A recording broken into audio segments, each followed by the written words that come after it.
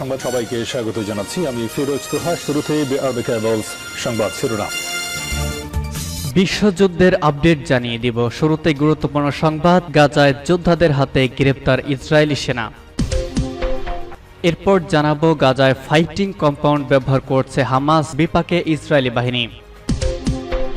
এরপর জানিয়ে দিব রাশিয়ার সীমান্তে ড্রোন প্রাচীর বানাবে নেটোর 6 দেশ। আরও রয়েছে মিয়ানমারে রোহিঙ্গাদের ওপর নতুন করে নৃশংসতা চলছে। এবং সর্বশেষ জানিয়ে দিব পশু অধিকার রক্ষার দাবিদার পশ্চিমারা ফিলিস্তিনির ব্যাপারে কেন নীরব, বলছেন ইয়েমেনি নেতা। গাজায় যোদ্ধাদের হাতে গ্রেপ্তার ইসরায়েলি সেনা। গাজায় অভিযান যত তীব্র হচ্ছে, ইসরায়েলি বাহিনীর ক্ষয়ক্ষতির পরিমাণও সমানতালে পাল্লা দিয়ে বাড়ছে। এর মধ্যেই স্বাধীনতাকামী সংগঠন হামাসের কাছ থেকে বড় দুঃসংবাদ পেয়েছে ইসরায়েলি প্রতিরক্ষা বাহিনী। উত্তর গাজা থেকে হামাসকে নিশ্চিহ্ন করার দাবি করলেও সেই উত্তর গাজার জাবালিয়াতে প্রতিরোধ সংগঠনটির কাছে এত বড় একটি পরাজয় মানতেই পারছে না নেতানিয়াহুর সেনারা।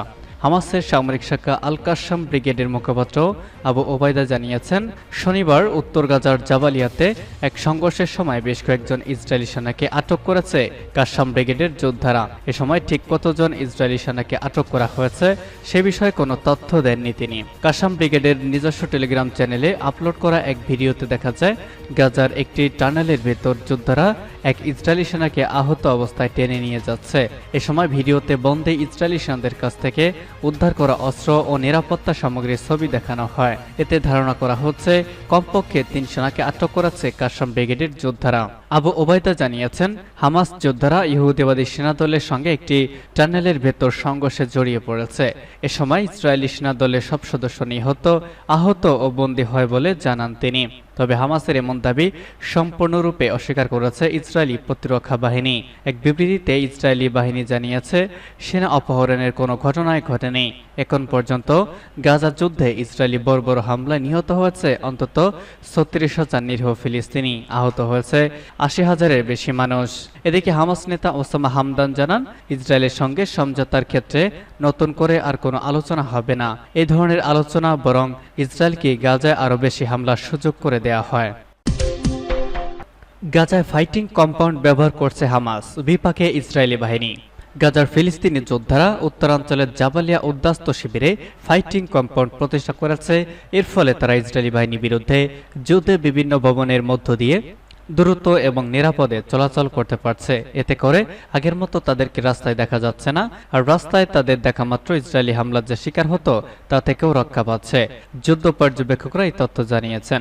ইসরায়েলি বাহিনী 11 মে থেকে জাবালিয়ায় যুদ্ধ করছে। তারা জানিয়েছে, এই এলাকার ফিলিস্তিনি যোদ্ধারা গাজার অন্যান্য অংশের চেয়ে অনেক বেশি সাহসী, আর তারা এখন পর্যন্ত যুদ্ধের সবচেয়ে সহিংসভাবে লড়াই করছে।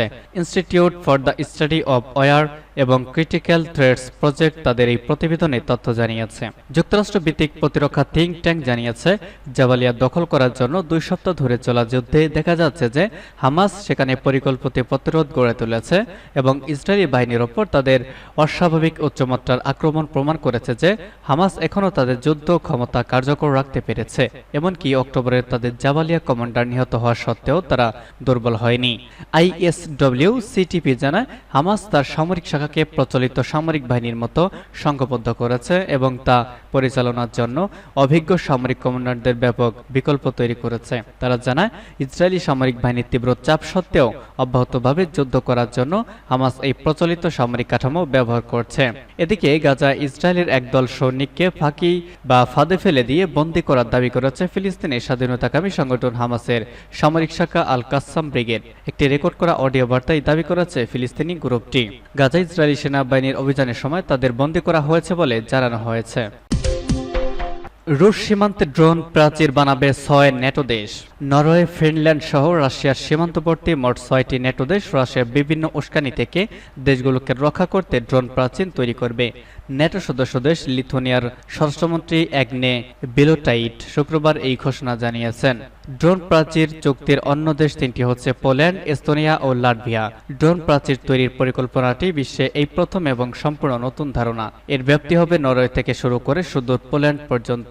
লিথুয়ানিয়ার স্বরাষ্ট্রমন্ত্রী অ্যাগনে বেলোটাইট বার্তা সংস্থা BNS কে বলেন, আমাদের সীমান্ত রক্ষার জন্য ড্রোন এবং অন্যান্য আধুনিক প্রযুক্তির ব্যবহারে এই উদ্যোগের লক্ষ্য।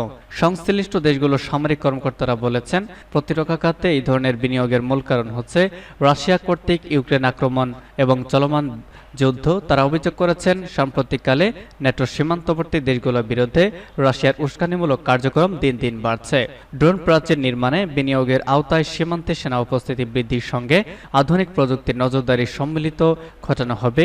তবে কবে নাগাদ এই প্রকল্প বাস্তবায়ন শুরু হবে সে ব্যাপারে লিথুয়ানিয়ার স্বরাষ্ট্রমন্ত্রী সুস্পষ্ট করে কিছু বলেননি। যুক্তরাষ্ট্র গত শুক্রবার ইউক্রেনের জন্য সামরিক সহায়তা হিসেবে নতুন চালান পাঠানোর ঘোষণা দিয়েছে। 27.5 কোটি ডলারের এই মার্কিন সামরিক সহায়তার মধ্যে গোলাবারুদ, ক্ষেপণাস্ত্র এবং মাইনের মতো অস্ত্রশস্ত্র রয়েছে।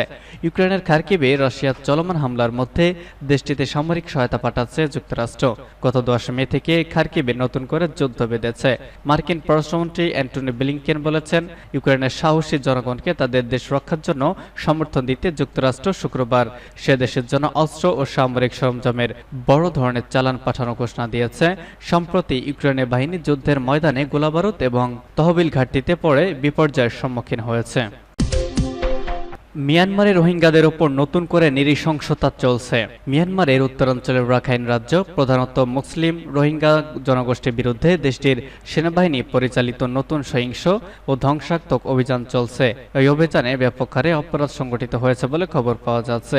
জাতিসংঘের মানবাধিকার বিষয়ক হাই কমিশনের মুখপাত্র লেস থ্রোসেল শুক্রবার জেনেভায় এক ব্রিফিং সাংবাদিকদের বলেন, আমরা মিয়ানমারের উত্তরাঞ্চলের রাখাইন রাজ্য থেকে বেসামরিক জীবন ও সম্পদের ওপর সংঘাতের প্রভাব সম্পর্কে ভীতিকর এবং অস্বস্তিকর সংবাদ পাচ্ছি। তিনি বলেন, সবচেয়ে গুরুতর কিছু অভিযোগের মধ্যে রয়েছে রোহিঙ্গা বেসামরিক নাগরিকদের হত্যা এবং তাদের সম্পত্তি পোড়ানোর ঘটনা। তিনি আরও জানান, আর সাম্প্রতিক দিনগুলিতে বুথিডং এবং মংডু শহর থেকে যুদ্ধের কারণে হাজার হাজার বেসামরিক মানুষ বাস্তুচ্যুত হয়েছেন। লিস থ্রোসেল জানান, গত সপ্তাহে ভুক্তভোগীদের জবানি, প্রত্যক্ষদর্শীদের বক্তব্য, স্যাটেলাইট ইমেজ এবং অনলাইন ভিডিও ফুটেজ ও ছবি থেকে সংগ্রহ করা তথ্য ইঙ্গিত দেয় যে বুথিডং শহর কার্যত পুড়িয়ে ফেলা হয়েছে।